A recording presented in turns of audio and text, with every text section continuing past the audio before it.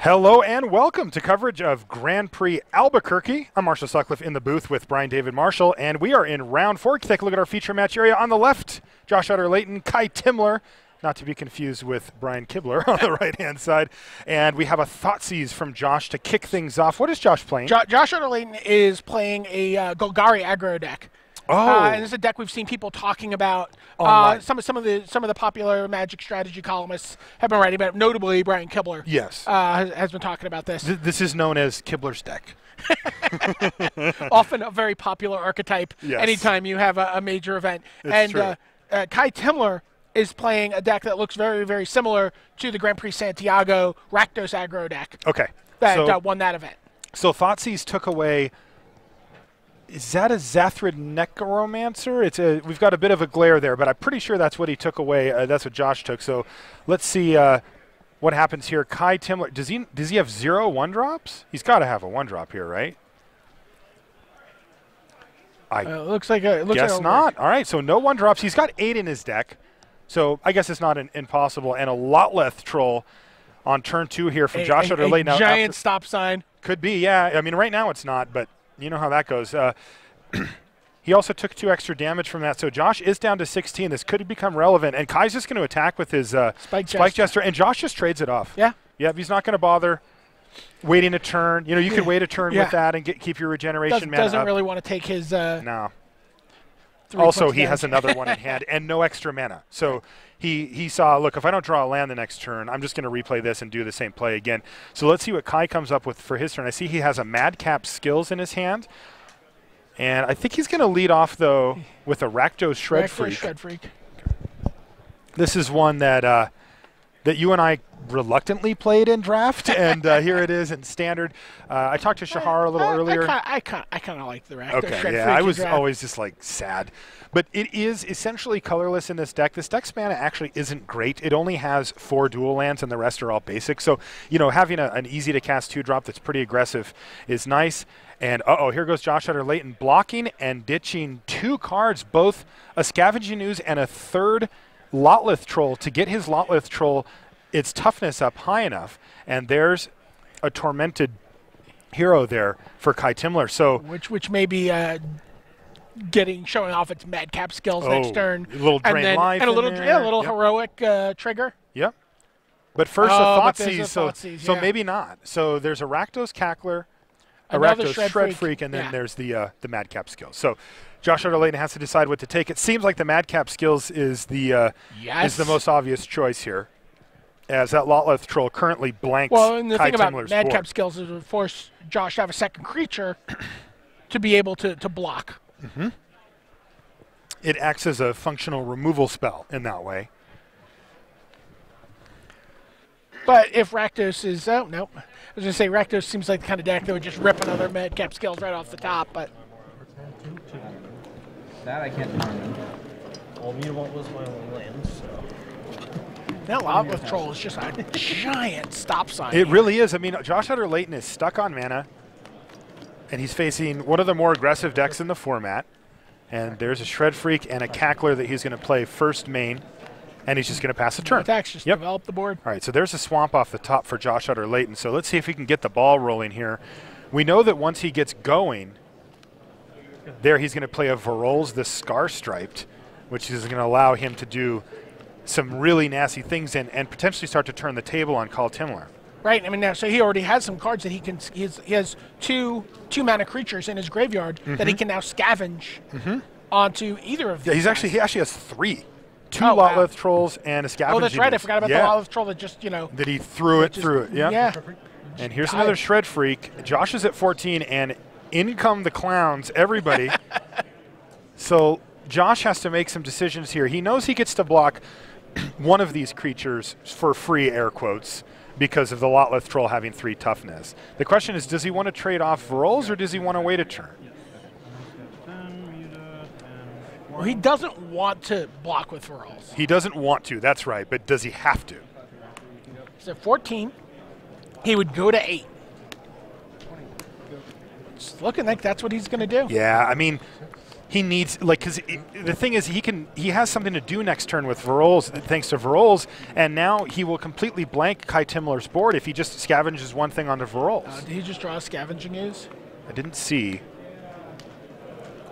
Though I think even if he did, you'd consider just, all right, let's see what he plays. All right, is this scavenging ooze indeed? Now this is going to give him the ability to regenerate Varolz if he wants as well. He didn't want to sack his Lotleth Troll, but he also has regeneration for the Lotleth Troll. So even though Josh Utter-Leyton is at 8 life, he's actually in a reasonable position here, but there's a lot of things that can go wrong for him. Well, I mean, you know, there's still, you know, 4 lightning strikes and, you know, a Madcap Skills or an Excava or, you know, some things that could go. And here's a Spike Jester for Kai Timmler and everybody into the red zone once again. And now so the we're going to see 3 blocks here, and 2 of Kai Timmler's creatures are going to die. Yep. So before damage, sack that, regenerate it, kill your guy, and again, Josh Utter-Leyton is looking to be stabilized, but it's so close here. Well, he's now within reach of 2 lightning strikes. Yes, and this is where a card like Madcap Skill starts to get better too. If he can, you know, put one on, sneak in a little bit of extra damage. I went 18, 15, 14. Zaphid Necromancer would have been pretty sweet this game. Yes. He can just crash it in there over and over. All right, so let's see what Josh has for his turn. It's a forest. And another, oh, he's going to scavenge here. Yeah. So Scavenging Ooze gets scavenged onto Varolz, making it into a 4/4, and further solidifying his board presence. Now, interestingly, Josh does have 8 power on the board here, and he's going to attack with 4 of it right now. And he's going to pass a turn back. So what do you think he's drawn here? I couldn't quite see it. Maybe a removal spell or something? Abrupt Decay. Yeah, that could absolutely be it. That would be the best guess, in fact. Because if he had an ultimate price, that wouldn't hit either creature, neither would Doomblade. All right, here's a Rakdos Cackler for Kai Timmler. Not a big worry for Josh as it doesn't have haste. Checking local leash laws. Looks like you're allowed to walk your Cacklers unleashed here. I'm going to assume that in Albuquerque that's okay, because I don't think we're going to see too many Rakdos Cacklers with leashes on them over the course of the weekend. There is definitely a fence around Josh Utter-Leyton's lawn in Lotleth Troll here. Yeah, he's thinking, Kai Timmler, though, just has to figure that Josh has a removal spell of some sort here. Come on, baby. I mean, he could, if he didn't, he could power through 2 more damage and lose another creature, but that's also just a losing situation for Kai. And there it is, Abrupt Decay. So Abrupt Decay takes down Rakdos Cackler. The turn gets passed back to Josh Utter-Leyton, and he draws a land for his turn. So it looks like he has free reign to scavenge at least 1 creature here. Looks like he's going to do 2. Yeah, wouldn't be surprised at all. If he does that, he'll have 2, 4, 6, 8, 10, 12 power on the board. Not quite lethal, but certainly enough to send in 1. None of Kai's creatures can block right now. No. Yeah, that's the thing. Josh just has to sequence this out so that he gets the job done in 2 turns. And it looks like he's lined up Lotleth Troll. You want to put it all on there so he can leave Varolz back. And he does that. He's going to attack with Lotleth Troll for 8 damage, play his Guild Gate, and pass the turn. So this is pretty much going to be it. Kai either needs to find a blocker or kill Josh, and he can't do it. Josh Utter-Leyton Madcap Skills would have been, no, that wouldn't have been enough. It wouldn't have been enough. Yeah. He gets to play around Madcap Skills. It would have brought Josh Utter-Leyton down to 1. So Kai would have had to have something like a combination of Madcap Skills off the top plus like a removal spell in his hand. You take a look at our number 2 ranked player in the world on our top 25 pro rankings, Josh Utter-Leyton. 77 pro points left. Yeah. You think he wrote a letter to OP and said, can I carry these over? Like, get a little rollover minutes on this thing? Because I didn't need 77. 77 in 1 year, one season is unreal. Yeah, but I mean, already 22 points this season. Yeah. He was on the national team in 2010, and he was our national champion for 2013 as well. Yeah, and as someone who's also, again, I think his debut is 2007. Yes. So he is years away from Hall of Fame discussion. Yeah. But like already, 4 Pro Tour top 8s, 7 Grand Prix top 8s. He would player of the year. Yeah. If he was eligible this year, he would be very much in the thick of the conversation. It would be tough to vote against him, in fact. Right. And he's not there yet. Yeah. I mean, and not just a matter of tenure, right? He just doesn't have the tenure to do it. Yeah. All right. There's our feature match area. Behind them, Todd Anderson on the left side there. It looks like they are in sideboarding, and that's Sam Pardee on the right. Yeah. So, what do you think's going through Kai Timmler's head as he looks at the pairings? He's probably just scared. I mean, you look at your pairings, and you're like, all right, so, we got 800 and something people at this GP. Josh Utter-Leyton. Like, I wonder if that little parentheses too is on the pairings board too, where you're just like, let me tell you something. You go to Grand Prix, here's what's going to happen. The first round, you get paired. Yeah. You're going to get paired against, a former player of the year or the guy you drove in the car with. That's how it goes. Right? Those are the only two options. It's binary. True. It is true. Yep. You're going to play the thing you're most scared of or the person that is playing the identical card-for-card list as you that you drove here with. Yep. Or anyway, it just feels that way to me. That happens. Look, if you're out at a tournament and somebody comes up to you and says, "You'll never believe what happened round 1," you can guess that it's one of those two things. Yeah. And heaven forbid you ever drive to a tournament with Josh Utter-Leyton. Because then it's just a lock. Yeah. It's like, anyone want to go with me? No. All right. Yeah, Josh, an incredibly calculated player. He's cold outwardly, like you look at him and this is how he looks, whether he's, winning or losing, behind or ahead. He's just so cool at the table. Such a big part of being successful at Magic is about being able to be fairly flat. Because you can't get too pumped up about your wins. You can't afford to be crushed by your losses. Yeah. I mean, I've seen it time and time again. Derail. People get to the Pro Tour, they have this really good event. It's like day 1 is a 7-1. Day 2, and then they just take a bad beat, or they go into an emotional tailspin. I know. You'll see that happen, and time and time again, I interviewed Owen Turnwald this week after his win for my column. And he really just talks about that idea of like, well, I just have to know that I have to focus on the game at hand, the match at hand. And, I think Josh is the the purest distillation he is of that approach to playing the game, of just being like, I just have to know what the numbers are. I have to know that sometimes I'm going to lose this game and not just like pin my hopes on it. I'm just going to play my best and hopefully I will win. Yeah. All right, so players taking a look at their opening hands for this second game of round 4. I'm kind of glad to see Lotleth Troll scene play. Like, yeah, it just feels like that card just needed to, that card's too good to not see play. Here comes a Overgrown Rakdos Tomb. Cackler. Cackler here for Timmler, and a Tomb, no one draw for Josh. That's not that uncommon with the deck. But he's going to play a Rakdos Shred Freak on turn 2, and I mean, this has got to be an ideal opener. I guess you could and I believe get a Spike Jester to be slightly more. I can't hear the dialogue from the table, but I believe what Kai Timmler just said to Josh Utter-Leyton was, pew, pew! I can. He didn't. No? Okay. You don't want to poke the bear, Like, Josh is a really nice guy, and you certainly don't want to be on his bad side. Like, he'll beat you when he's happy with you. And there it is, Lotleth Troll. And a pass of the turn here. So this is going to be a big turn for Timmler. If he can either get that thing out of the way or apply serious, find a way to keep the pressure up, it's going to put Josh Utter-Leyton severely on his back foot. If he has to just trade off one of his creatures here or even give up one to a few discarded creatures, it's going to put Josh in a much better position. Josh has some huge cards in his hand. I just saw like There's a Polukranos. Yeah. Yeah. I saw Reaper of the Wilds. Yeah, just brick walls for Kai Timmler's deck. So this really Hero's is a very Demise. important turn. Yeah. Wow. Hero's Downfall. Hero's Downfall. Yes. Yep. Josh is in the tank right now. He's really trying to decide, if I discard these and block, what risk am I taking? And plus, what's my plan after that, right? I mean, getting a free, killing one of Kai Timmler's cards for free is a huge upswing for him here.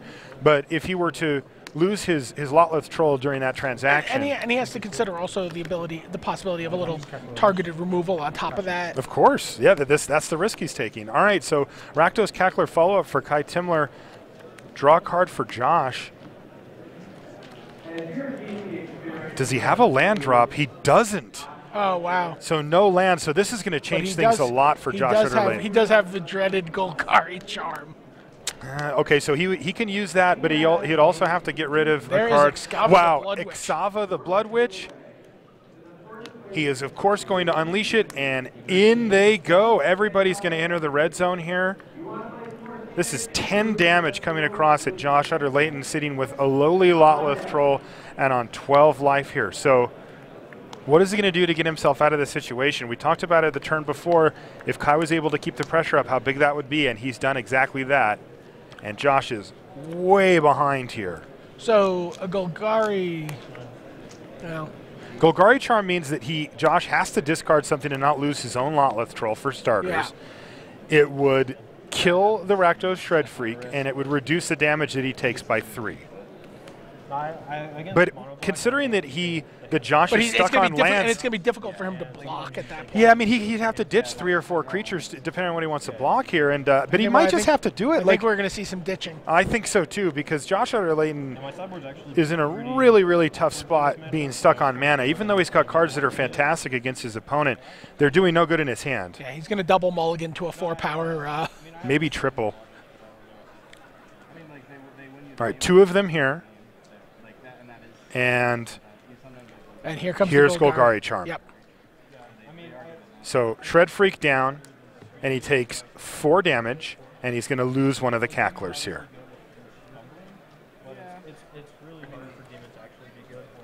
All right, so Josh drops down to 8 life here. So he's in a reasonable spot. He draws another Golgari Charm, which is an interesting one, but really he just needs lands at this point. Though that he could just potentially ride that Lotleth Troll if it can get big enough. We know there's a Madcap skills that Kyle has been terrified to play. I think he's going to play it this turn, but he's going to start with a Necromancer here. All right, is he going to pull the trigger on this Madcap skills? I think so. It is the time. He does, and he in fact puts it on Ixava, which means that he's going to be able to play around Abrupt Decay. Yeah, I was just saying, he's clear of Abrupt Decay there, which is the spell he's most worried about at that point. Abrupt Decay can still hit Madcap skills to lessen this blow, but yeah. The Golgari Charm that Josh actually has also, though, can hit that Madcap skills. Right. And, you know, there's a chance here, since his opponent is tapped out. Happen. Yeah, his opponent's tapped out. All right, so kill your Madcap skills, but remember, Ixava is also a human, which is why he played the Necromancer first. And here goes 2 more creatures now for Josh. So this Lotleth Troll is massive at 6/5. He gets to eat Ixava. Is he going to remember his trigger? I think he's reaching for a token, so it looks like it. And there's a token courtesy of Josh Utter-Leyton. A David Ochoa Force of Will token. I love those ones. Drawn by our good friend Josh Frankel, Inqua Looter. Inqua Looter, yep. Yeah. And Josh, once again, still stuck, but his Lotleth Troll's doing admirable work here, though it does look like he's going to start taking some hits potentially. It depends on what Kai Timmler just drew. In they go. Yep. All right, an actual zombie here. Make sure that Josh gets his Ocho token back there. And he's actually just going to block the zombie here. Yep. And he's going to take 4. Gotcha. All right, so Josh Utter-Leyton down to 4. Kai Timmler passes the turn back. Is that a guild gate? And it's just the most miserable. Yeah, I mean, you got to run them because you don't have enough dual lands available to you, but that is just you can't feel you got to feel so bad when you're stuck on mana. You have to just bash in here. I mean, as long as he has a follow-up play, and he does, he's got a lightning strike in his hand, and he says sure. And this should do it for game 2 here. I don't believe that Josh has any way to gain life at instant speed, and that's it. So Josh Utter-Leyton made a game of it with just 2 lands. He did, but really he was just behind the whole time and never could get his footing thanks to not having enough mana. Looks like our back table is finished. We'll try to get an update on who won that one between Sam Pardee and Todd Anderson. Yeah, a bit of a slugfest over there because we've got 2 pretty aggressive decks going at it here too. And that was a matchup of 2 of the pillars of the standard format that we've seen over these first 6 weeks of the season. What was it? It was Mono Black Devotion versus Mono Blue Devotion. Oh, really? Yeah. Devotion fight. Okay. Yeah. And so if we should assume Mono Black wins that. That's the rumor. You know, we'll people find talking out about how this matchup works. I mean, maybe somebody savagely outplayed the other person. You never know, right? All right, so both players sitting on 1 game apiece. I don't know if Kai Timmler had any buys here, but Josh certainly had his full 3 buys. Yeah, we do believe that Sam Pardee with Mono Black Devotion won the match. Okay.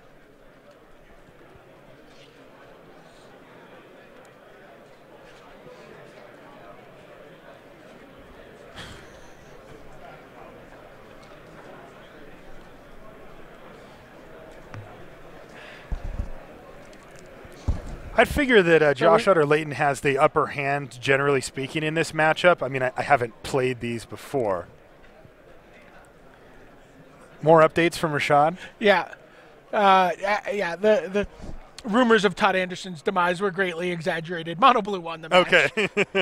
Oh, I'm sorry. Mono Black won the match. That was Todd Anderson. But in the hands of Todd Anderson. Yeah, in the hands of Todd Anderson. I apologize. Yes. There we go. It is the perils of advanced communication in the form of whiteboards and dry erase markers. That's new, right? Like, we're really happy to have that. Normally, Rashad just yells at me, so I'm pretty happy to have the whiteboard. Right now, he's tracing his hand and drawing a turkey. In preparation for American holidays next week. Oh, he's got a lovely assistant as well, I see. Yeah, but I mean, we're not kidding. He's actually drawing a turkey. Yeah. Well. I mean, alleged turkey. Yeah. Oh, okay. It just turned into a turkey. We have a turkey. All right. See these players getting ready for game 3 here. Kai Timmler is just like, oh, come on. Yeah, let me get past Josh Utter-Leyton one time. So I could tell this story to my grandkids. Mm-hmm. I believe that Kai's taken a mulligan and Josh is kept here. Yeah, but I got to figure that this matchup, I haven't played this matchup myself before, but I got to figure that Josh is favored. Yeah. Like, he's got big stoppers for Kai's deck. He's got enough cheap plays that he can actually interact with the early turns. But he can also find himself under the gun very, very quickly. I mean, Kai's deck is good at doing that. And his shocking himself with his lands, coming into play tapped lands. It's true. And hands that you can draw where you just have like these fat creatures that would be great. But turn 4 is you just don't 10 have miles the time off. for. Yeah, no, you're totally right. I mean, look, I'm not saying it's a lock. I'm just saying, like, if I had to choose, I would guess that Josh's deck was better. Well, one of the cards we haven't seen out of Josh's deck is we haven't seen an Elvish Mystic opening. Oh. Where you have like a turn 3. Varolz or something. Yeah. Turn 3 Reaper of the Wilds. Yep. And there is a Tormented Hero for Kai Timmler to lead things off after a Guild Gate from Josh Utter-Leyton, followed by a Scavenging Ooze. So that could be a nice factor later in the game. He might even just trade it off now. We've seen Josh aggressively trade his creatures off. You just need to. Not this time, though. Look, Scavenging Ooze is a way to crawl back life and make those Searing Spears worse. And Scavenging Ooze will live through a Golgari Charm. Yes. Should you try to get Kai's board that way. A Thrill Kill Assassin, card that you and I both love we went from one that I kind of didn't like and you were okay with to one that we both love. Oh, I love that. A lot of draft cards in Kai Timmler's deck, no doubt about that. I mean, Rashad Miller's personal favorite, the Tormented Hero. Yeah. What else are you going to bestow your splashed cards onto? All right, 3 mana here for Josh Utter-Leyton, but a suspect passing of the turn here. Yes. Has got to have Kai Timmler wondering, am I facing down an Abrupt Decay? Is there a Golgari Charm in his hand? What's going on here? And it looks like it's an Abrupt Decay. And this way Josh can spend his turn Abrupt Decaying and then also activating the Scavenging Juice to not only grow it. Ooh, this is a Zathrid Necromancer on the stack. Yeah, he's like, what? He's like, move that die so I can check the creature type on the Thrill Kill. And it is a human, and so is Tormented Hero. So if Josh wants to pick off one of those, he's going to need to do it now before the Necromancer's on the battlefield. And that's what he does. That's going to leave him. And he's like, and I will promptly remove that. Yep, with a 3/3 Scavenging Ooze, bump him up another life, and really blank any attacks from Kai Timmler. So really nice little sequence there for Josh. That couldn't have worked out better.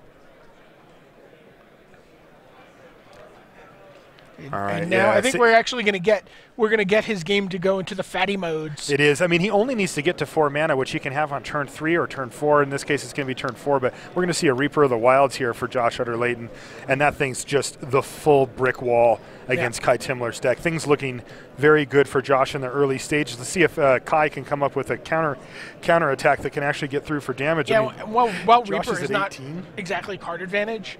Like, in a deck like this where you have all this spot removal, you really just start to, like, get all pistons firing. You're like, kill a guy, scry one, push a land away that I don't need. You get to do so many things. Now, I believe isn't Josh actually at 19 life here, though? He did gain the 1 life from the Scavenging Ooze, I think. Know that he took 1 damage incidentally somewhere else, but either way, he's at a very healthy life total, and the saddest of all sads. You're playing Rakdos, you play your Unleashed creature, and you're like, it's leashed, go. Leashed. I mean, it's still sweet. Ixava, 3/3 first strike blocker is really nice. Can turn on the heat later on. Also, again, all 3 creatures on Kai Timmler's side of the board are humans. Usually you think of humans being in like green or maybe white, but they're also in black. Actually, in all colors. And there's a second Scavenging Ooze here for Josh Utter-Leyton. No need to attack. He's just like, go. He's just going to sit back. He's going to play around the card, which Kai Timmler actually just drew, which is Madcap skills. He's got great blocks lined up for that. He's also got a Golgari Charm in his hand that he can use to take it down. Interesting about this deck for Kai Timmler, Magus' Marauders is usually a great finisher for this deck where your opponent's like, okay, I'm stabilizing behind this little army of guys. I've got, the problem is that card, will let you just, burst past people. But, there are black creatures, in this deck. Right there, Reaper of the Wilds. All right, so Madcap skills on Tormented Hero is going to get Josh down another life total here. Another life point, and he's going to go ahead and just send in there with the Tormented Hero. He feels like this is a pretty free rolly attack. It's 5 damage. Josh isn't going to want to just start taking 5 damage. If he blocks it, he's going to get a 2/2 out of the deal and trade off with one of Josh's pretty decent creatures here as well. And Josh is trying to decide what he wants to do. It looks like he's actually going to put 2 creatures in front. I mean, he could just put the Scavenging Ooze. And also, Tormented Hero is a human. That's what I'm saying. Kai's just going to get a zombie out of the deal anyway. All right, so he's going to. All right, so he's going to order the Reaper first, and Josh is going to use Golgari Charm to regenerate all of his creatures. Yep. And looks there like are a lot of different ways that could have Reaper played. maybe gets tapped here. Yeah, either way, he can do it either way. They both kill the Tormented Hero. So, Hero down, Zombie into play. Scry. And Josh just said, well, I've got a Scry here. And it very well may be too late for Josh to get his Scry here. I think I would if I were Kai, I'd probably call a judge to get it sorted out to make Right. sure that the timing on everything is correct. Right. And that's what they're doing. This is the time when he's acknowledging the trigger at the appropriate time when he gets the scry. All right, looks like Josh does get the scry here. And a turn. And keeps it on top for. Yep, which is never good news when you're sitting on that side. And at end of turn, he also uses scavenging ooze here to remove Tormented Hero and go back up to 19 life. Josh draws, I believe, another Reaper. Yep. And here we go. This Yeah. is where the pendulum swings firmly back in Raptors' direction here. Josh Utter-Leyton now asserting his attacks. With a couple scavenging oozes and a Reaper, I felt that the the pendulum was already. Yeah, but the pendulum doesn't swing back until he starts attacking. Yeah. And with 2 oozes and a Reaper, he wasn't ready. With the second Reaper, he's like, okay, beatdown time. Yeah, I mean, Josh's deck just has all the tools for this aggro matchup. It does. He just needs to be able to get to 4 mana and not die to a Madcap Skills or a Lightning Strike, and he can take over the game, and that's exactly what he's done here. And now Kyle Timmler's draws are just miserable. I mean, look at his hand. He's got Yeah. a Mountain and a Rakdos Cackler. Like, Sure. you couldn't be sadder. And well, you could be. You could draw a Rector Shred Freak. You Yeah. could- yeah, I mean, they were all like kind of like. I mean, oh. Shred Freak's better. Like, it's just, like, but even then, like, if you just grouped up the cards that he actually wants to draw here, there's so few of them now. Passer. He's just going to pass Now, the now turn. he's just holding on to stuff. He's like hoping that he can, sneak out a bunch of guys on one or turn. Marauder maybe. or something Yeah. and try to get him, yeah. Maybe if Josh makes a misstep. But the problem from Kai's side, he just doesn't have enough resources, He's getting through 19 damage in one hit is Right. incredibly And difficult. Josh is never going to be like, I'm going to attack with both my Reapers. Yeah, or- I'll just open the door. He knows that Kai's only got 2 cards in hand. He can just try to imagine what the actual worst 2 could be. Hey, look, another Right. another Rakdos Cackler here. So this is, we have reached the stage of the game where the aggressive deck is way out of its element, and, Well, and think card about it, for card isn't going to be able even to in keep his up. best draw, which is a Magus' Marauders next turn, and Mm-hmm. he goes, hasty, Rakdos Cackler, Magus' Marauders. That's 6. 9, 10, 11, 12, 13. It's not even close. Like, Yeah. he's still 6 away. And here's Josh. Well, so Josh drew another creature for the turn. It's a Elvish Mystic, and he just knows, well, I can just throw this in front of something if I need to.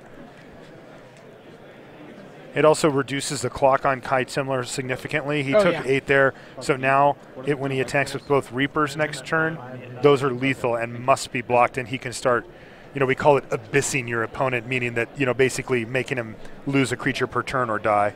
Ooh, and Kai's actually at 5 here, so same difference. Yeah. Same difference, though. 4 would have been huge difference, but 5 and 8 are pretty similar here for the most part, thanks to Xava being able to block profitably. 2 3/3 oozes, though, mean that either one of those could jump up and become a 4/4 and become a lethal attacker as well. So Josh Utter-Leyton has this mostly wrapped up, if we're being honest. And there's a Spike Jester. And Kai probably is going to have to start playing out these Cacklers, or at least one of them, just to throw chump blocks in front. He's falling But behind. again, but he's just looking for a path to victory. yeah, he is, and I don't blame him for doing it, but the door is closing very quickly on him being alive. So Cackler. Not unleashed. Cackler not unleashed, Passer. and ship it back. Josh is considering his options here. No creatures in any graveyards at the moment. Josh in the tank on the end step here.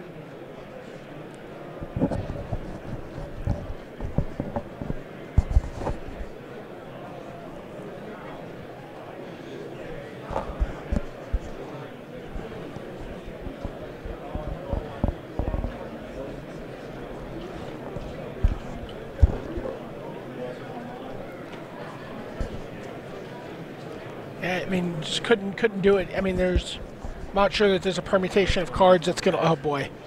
All right, here is Golgari Charm, and he's going to use it to give -1/-1 to everything, which is going to kill his own Elvish Mystic, but also take down 2 of Timmler's creatures, get him 3 scry triggers Yeah, and also and feed a bunch the of oozes. stuff for the oozes. Yeah. So Josh is looking to shut the door pretty quickly here. He's put 2 cards on the bottom from scry and 3 now. So 3rd scry, and that was his. He's got 2 double of them, Reapers. so he has 6. Yeah. So it took his 5th card, but he's decided to keep that one. And munch on your graveyard a little bit here. Now he's got a 4/4, a 4/4, a 4/5, a 4/5, and also bumping himself back up to 21 life. And of course, a card that he wants on top of his library here. So attack with everybody. Kai Timmler has nothing of relevance in hand, so Josh is shutting the door here and looks to be I mean, he can't let 4-0. Yeah. He can't let any 2 creatures through. He has to block. And the problem is that with 2 oozes, he has 1 more creature left in his graveyard, and he can just pump the one that doesn't get blocked, and then that ends the game. So that's it. Josh Utter-Leyton victorious over red-black aggro from Kai Timmler.